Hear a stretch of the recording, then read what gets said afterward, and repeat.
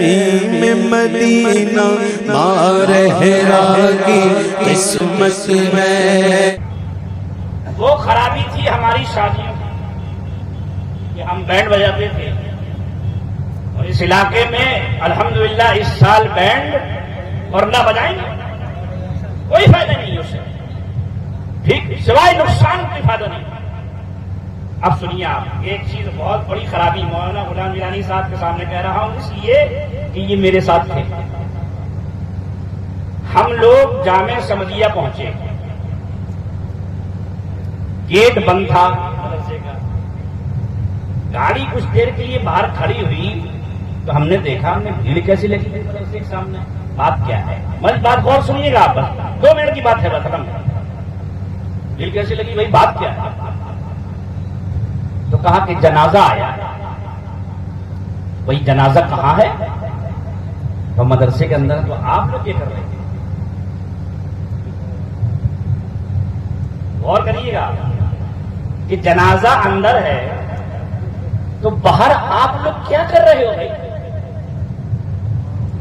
مولانا جی نے کہا کہ حضور آپ ذرا گاڑی سے اتریے۔ میں گاڑی سے جیسی اترا اور ان کی طرف جیسی دیکھا تو 1 2 کر کے سب ادھر ادھر ہونے لگے، چھپنے لگے۔ میں نے انہیں ہمارا خوف ہے خدا کا،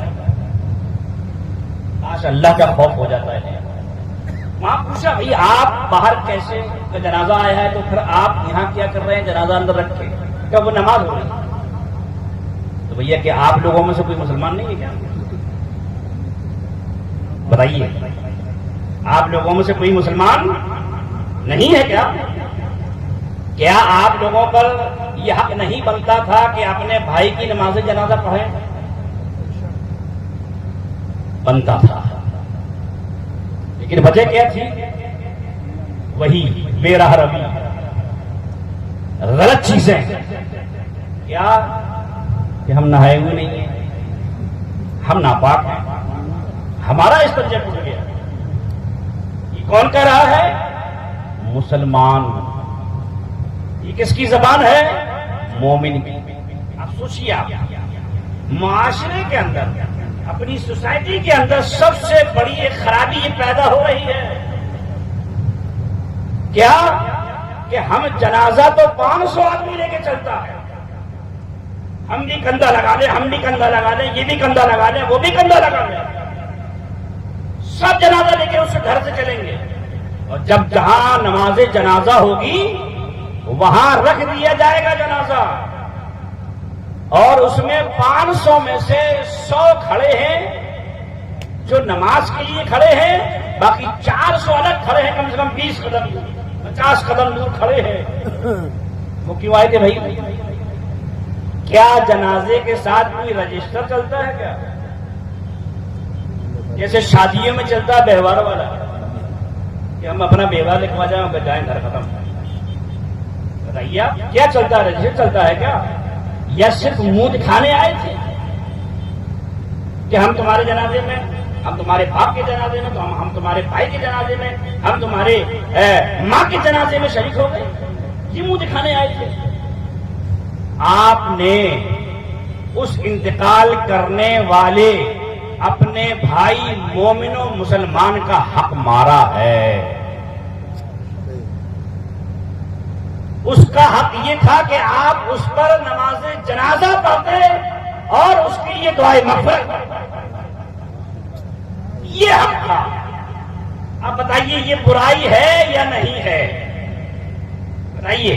اور ہماری سوسائٹی کے اندر ہے، ہمارے معاشرے کے اندر ہے یا نہیں ہے؟ بتائیے، ہے نا؟ اب بتائیے، اب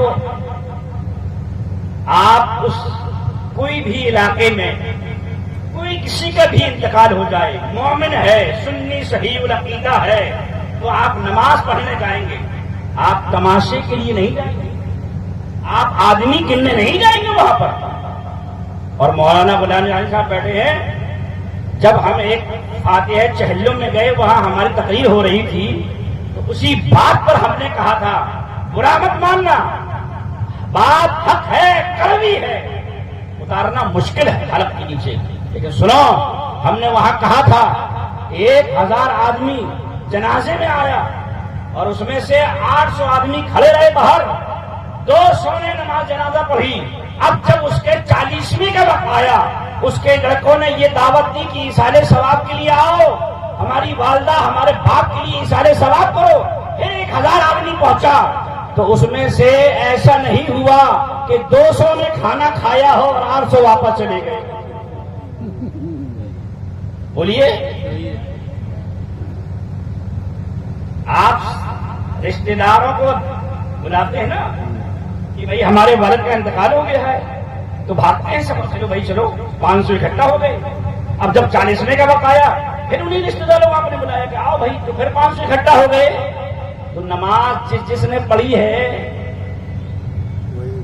ہے نا, اور نہیں پڑھنے والوں کو واپس جاؤ. بولیے بنتا ہے یہ نہیں بنتا؟ یہ کتنی خراب بات ہے. آپ سوچیے, جس کا حق مارا ہے آپ اس کی فاتحہ میں آئے تو آپ کیوں کھا رہے ہیں؟ آپ تو حق مارنے والے آدمی ہوا, آپ نے حق مار دیا اس کا. آپ نے نماز جنازہ پڑھی نہیں, آپ نے اس کے لیے دعائے مغفرت کی ہی نہیں. اور سنیے آپ, اور چلے آ رہے ہیں ایسی موٹر سائیکلوں سے, گاڑیوں بھر کے چلے آئے, مجمع لگا دیا. مولانا صاحب آئے, 4 عالم اکٹھا ہوئے, انہوں نے 2 تقریریں کی اور اس کے بعد انہوں نے درود و سلام پڑھا. جو کچھ وہ پڑھا کے لائے یا گھر والوں نے اکٹھا کیا وہ اسے ایصال ثواب کر دیا گیا. نہیں, آپ کے اوپر بھی حق بنتا ہے کہ جب آپ گھر سے چلیں, کسی کے انتقال کی خبر آ جائے تو آپ کے اوپر حق بنتا ہے کہ آپ اس کے لیے درود پڑھوا کے لائیں, آپ اس کے لیے تسبیح پڑھوا کے لائیں, آپ اس کے لیے پارے پڑھوا کے لائیں, آپ اس کے لیے قرآن پڑھوا کے لائیں, اور پھر آپ فاتحہ میں شامل ہیں. یہ حق بنتا ہے. لہذا اس بری رسم کو ختم کر دو, ورنہ ہمارے اور آپ کی اولاد ایسی ہی کھڑی رہے گی, ہمارا جنازہ رکھا رہے گا, پڑھنے والے نہیں ملیں گے کچھ سالوں کے بعد. یہی ہونا ہے. جب ہم کسی کا حق مارے تو دوسرا ہمارا مارے, ظاہر سی بات ہے نا. تو عہد کرو اس عرس میں, میاں بابا کا عرس ہے نا, بہت مانتے ہو میاں بابا کو, تو یہ عہد کرو کہ آج کے بعد ہر مسلمان کا جنازہ پڑھیں گے. کہیے انشاءاللہ, اور ہاتھ اٹھا کے کہیے انشاءاللہ. دیکھیے میاں بابا کے عرس میں آپ نے عہد کیا ہے, بھول مت جانا, اور اپنی اولادوں سے بھی کہنا, ان کو بھی لے کے جانا کہ چلو وضو کر کے چلو فلاں کا جنازہ ہے, چلو جنازہ پڑھتے ہیں. سمجھ آ رہی ہے؟ یہ ایک رسم اس علاقے سے ختم ہونا چاہیے. غلط رسم ہے, غلط باتیں ہیں. لہذا جب قرآن مقدس کی آیت پڑھی, اہدنا الصراط المستقیم, اے اللہ ہم کو سیدھے راستے پر چلا, صراط الذین انعمت علیہم, اور ان کا راستہ چلا جس پر تو نے انعام فرمایا ہے نا. یہ دعائیں کرا کرو. پروردگار عالم ہماری اور آپ سب کی اس حاضری کو قبول فرمائے, اور جو یہ پیغام پہنچایا ہے آپ اپنے ہر بھائی کے پاس یہ پیغام پہنچا دیں کہ اس رسم بد اور بری روش کو اور برے طریقے کو ختم کرنا ہے. جب بھی کوئی آپ کا اس علاقے کے اندر کوئی بھی آپ کا مومن بہن, مومن بھائی انتقال کر جائے تو آپ جب سب جائیں تماشائی بن کے نہیں جائیے گا, بلکہ نماز جنازہ پڑھنے. جتنے لوگ نماز جنازہ پڑھتے ہیں پروردگار عالم اس کی مغفرت فرما دیتا ہے. 40 لوگ اگر پڑھتے ہیں اور 40 لوگوں کے اندر ایک نہ ایک ایسا ہوتا ہے جو مستجاب ہوتا ہے, جس کی دعا اللہ قبول. ٹھیک ہے, لہذا غلط روی سے منازل کا بوجھ بڑھتا ہے. مسافروں روش کارواں بدل ڈالو, جگہ جگہ کے تمہیں تھک چکے ہیں ہنگامے, نشاط لذت خواب گراں بدل ڈالو.